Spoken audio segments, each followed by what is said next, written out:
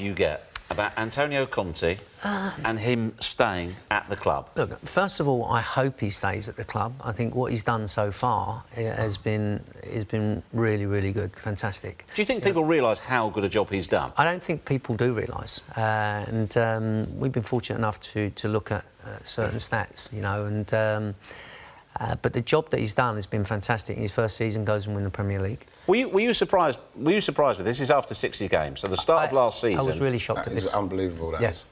I mean, I would consider that City. He's actually won one game more than Pep Guardiola. I was expecting Pep to be 8 or 9 wins more than him. You know, looking at it, especially the way that Man City have started this year. So looking at those stats, I'm quite shocked in how well he's done. Yes, he's done fantastic. And bear in mind where Chelsea were when he picked them up as well. Yep, I think they were sitting 10th, not in a good position at the time. Didn't do very well. He came in, he made some bold decisions, you know, as in changing personnel around, moving personnel out. Big players as well, big characters. You know, John obviously, he handled John's situation fantastically, and John's got the utmost respect for him, you know, and he treated him in the right manner in what they'd done at the end, you know, giving him 26 minutes, you know, and stuff like that. In respect, other people thought it wasn't, but I thought it was very respectful in every way that he went through it, and I thought the way that he dealt with it was great. You know, the way he dealt with Costa, he didn't mess about. No. He was, yep, OK, we've got a problem, out you go. So I look at why are we even having this conversation? I don't know why we're having it. I'll tell you why, because you know, when you sense certain things, you know... Something's not right. Yeah, just in the press, the way that things come across, and you think... as in, you speak about the players, I give them a list of players that I kind of give the club a list of players, what players I'd like. And then Ross Barkley comes up, and you kind of trying to feel it, you know, the situation, and you think, is he first choice? Is he second choice? Was there other players that he wanted? You know, I know Michael Emenolu used to be the main guy there that you used to go to. You know, who's the person who chooses the players and brings them in? Is it Antonio? Is it someone else? Is it, you know? So you sense that's his frustration. He's not necessarily having the first and last word on players. I'm not 100% sure. Yeah, I'm thinking to myself, is this the personnel that he wants? Is there other players on that list? Because I'm looking at this and I'm thinking, Ross Barkley, I think he's a fantastic buy. He's a talent. I think, as I said, he hasn't fulfilled what I think he's capable of. And maybe Antonio getting hold of him and the players that he's going to play with getting hold of him, he can become a really good player. Because I think once...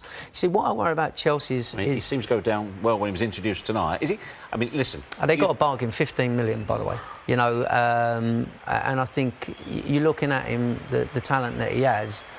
If he performs, he can be worth a lot of money, that boy. Is he very different to what they've got? He is very different. And I'm going to be intrigued to see where he's actually going to play. Because that's one thing I'm intrigued about, because, you know, the last player in the centre midfield that scored goals was Frank. You know, I'm thinking they've never ever been able to replace him. Is he going to play alongside Conte? Is he going to play one of the wide ones that come off the line and tuck in? So I'm going to be intrigued to see where he starts his first game, because, you know, if you can get him disciplined and get him to understand and get him to break, he's got a talent to open things up. He could play in it, either of them. Yeah, and I think he can. Yeah. And I'm intrigued. I'm hoping that they may stick him in alongside Conte, just to see how it goes. Let him get forward. Yeah, because that's one thing I think Chelsea really lack at the moment. Some player, I think Bakayoko is the same player as Conte. I think Conte is a better player than Bakayoko in what he does. You know, I think Drinkwater is exactly the same. He sits there, and they've got 3 players that kind of want to sit there, and not really a timing of the runs forward and getting into box and scoring goals. They don't score enough goals, the 3 of them. You know, and you want one of them, a player that's going to be able to do that, you know, and I'm intrigued to see where he's going to fit. You know, all that said, it's fine and good, but is Conte going to be there to improve him? Has Conte got the time to try and improve? Because that's what he needs. He's stagnated at Everton. And he's come to a big club now, and he's going to have to get to a certain level, because even if he's going to play those positions, what we're talking about, whether it's with Conte or whether it's further forward on the left or the right, he's going to have to improve his game. Now, as Conte, who I believe wanted Vidal from Bayern Munich. I think that's the guy he was talking about. He didn't seem too enthused about the fact that Ross Barkley's coming in. He's mentioning about, well, you know, you've got to sign English players. 15. He didn't seem enthused. So even if he's going to be there to help him improve, and if the fella comes in, whoever the new guy is going to come in, if they do come into Chelsea, is he going to have the time to be able to help to improve Ross Barkley? Because he's going to have to achieve something, otherwise he might get the sack after a couple of years. You know, it's a if you were Chelsea, situation. Given the that graphic we saw earlier with his victories and points gained, would you do everything in your power to make him happy? Yeah, I would, yeah. And I think that maybe after his first year, when he won the league, I think he was expecting a bit more of a free rein to be able to do what he wanted, and I think that that's what's happened. They've stopped him from doing that, because I don't believe that Ross Barkley's his first choice. I think, like I said, I think it was Vidal, and that's the kind of player he wanted to have. Now, if you're going to continue to do that to someone like Conte at some stage, and we're seeing he doesn't look happy. You know, he doesn't look happy. He wasn't as happy as he was once he started to get it going last season when they ended up winning the league. It's nowhere near like that, and you just feel that if there's a job out there for him, he might leave. Where does that leave Ross Barkley? Well, I'll tell you when he doesn't look happy. It's when he talks about Jose Mourinho. Yeah, that's brilliant, isn't it? What do you mean it's brilliant? Yeah, I think the whole thing, what's happened, you know, I've actually nicked Ant and Dec's little line, didn't he, Conte, when he said the little man. Yeah. They kept He's just a little man. He's just a little man, I mean, that's a terrible thing to say about anybody, isn't it? Yeah, tell me about it. That would upset me, wouldn't it, you? It's sizes. It's implying little men are angry and difficult. Yeah, no, I think it's quite intriguing, and obviously he's got upset, Mourinho, over the scenario that's happened when I think he came back to Stamford Bridge. I think Jose loved Stamford Bridge. You know, he loved the place. It was wonderful for him, and it didn't go so well that night. And I think obviously Antonio celebrated in a manner that Jose didn't like, you know, and he made a point of saying something to him. But you know what? Maybe we're all different. If I was a manager and I'm scoring, my team's scoring, we're winning, I would celebrate like that. And you know, after I'd say yes, maybe I was a little bit excited about the whole scenario. But you score, you win, you're happy. You're going to celebrate, aren't you? You do. So, you know, and I think it's escalated into something now where... It's got nothing to do with football, is it? They just don't like each other. You talk to the Chelsea fans. You speak to them a lot. How popular is Conte with the Chelsea fans? Oh, he's very popular. They always sing his name. They love him. Look, I sit here and I think to myself, I don't know how the season's going to go, how it pans itself out. You could not say he's going to go at this present time. I think you've got to see how the season pans out, the players that come in. Then I look at the players that they've got at the moment, Chelsea, and I think, you know, you don't need much. Don't be forced into, you know, you ain't going to win the league. I hate to say this. You know, my heart says maybe they have a chance. My head tells me don't be 16 points behind. You know, don't be stupid. But my heart is always, because I'm at Chelsea and I've been there a long time, and I think to myself, Champions League, Barcelona, very difficult. Very, very difficult game to get through. So then you look, maybe there's a struggle there on them two, and then you've got obviously the FA Cup, and you've got Carabao Cup. So, you know, depending what happens, I think, so easy at the end of the year where they are and what position they are in. But I wouldn't be forced into buying too many players right now, because I would rather do it at the end, because I think people panic now. Now, I don't think Chelsea need to panic in the Champions League. You know, they've got a really good chance of winning the Cup.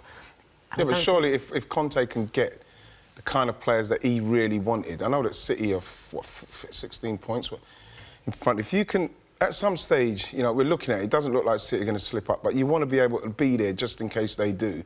And maybe he believes he hasn't got the players. We're looking at Morata's form. He said that I haven't had the players I wanted. That's what it is. I think that's why he's unhappy. Yeah, because but then I think he might have had a different set of players he might want, so as he can put a bit of pressure on City. But that's what I'm trying to understand, as in Michael Manola, is it him or is it not him that's bringing the players in? Well, you know, so well, that was never clear even when he was there, was it? No. He had an influence. He had an influence. You give a list, and that list you choose from. You either get them or you don't get them. Some of them you do, some you don't, depending down the list how many it was. So you say about that he needs players. You know, what would improve? What would improve Chelsea? You know, we sit here and we look and we understand. And we think, right, what would improve Chelsea? I think a striker would improve Chelsea. I think, you know. That's why it seems like he's right out in the cold. I think Vidal would have. Yeah, Vidal. I think Van Dijk would have. Yeah. But I don't know, like a Lewandowski, someone like I don't know. What do you make of Morata at the moment? I mean, Conte has said he's a player. As a fellow striker yourself, he's low on confidence. Yeah. I can't understand how he got so low on confidence so quickly. He seems to score in spurts, and that is always a problem. For certain strikers, because at the moment he doesn't actually look like he wants to score. I saw him go through against Arsenal, and in the league game at the Emirates. Yeah, ball came from that side, and he was looking at the defender over here, and he's through. And I'm thinking to myself, that instantly says to me, his negativity's in his head. So what's happened is, while he's worrying about that, he's not worrying about the touch. Get the touch out of my feet so as I could get to the goalie and not worry about where the ball is in my feet. And in the end, it got so on top of him that he had to open himself up so wide, he actually missed the whole goal. And that says to me, he was more worried about the fact that there was a defender coming back than him going through and going to beat the keeper. That's where his head is at the moment. And he had another chance, second half, ball came over the top. He was running at it at such a pace, and he still blasted it straight at Petr Cech. He didn't slow down. He didn't look the fact that Petr Cech's out of his goal. He could just lift it over. No composure. No composure. And I don't know where, because of for what reason, I should say, he's lacking confidence. He gets chances. You know, he's a good player. You know, we've seen him score goals, and it just comes down to the fact that, I don't know, what's happening? Is he happy? I don't know, is he happy? But do you get someone else then to come in? Yes, I'm going to say, in the window right now. Looking in the window now, you think to yourself, right, who could they go and improve? Right, they could improve with Harry Kane, for starters. You ain't going to get him. Yeah, right, Aguero, they could improve with Aguero. I'm not sure they'll get him. They could probably improve with Vardy. Yeah. You know, when you start Lewandowski, so you kind of think, what would improve? What is better than what is better than him help Morata? What could take the pressure a little bit off of I tell you what would have, if Batshuayi would kick in. You know, he's somebody that... Put him under a bit of pressure. Well, that's what would happen. But he's had his opportunities. He has, and he's not really come up with the goods, Batshuayi. I watched him again the other day, and his movement is not great for somebody who's got an opportunity to be in the team and nick a couple of goals and put him under pressure. Maybe he can get in the team and do a bit, but he's not the one.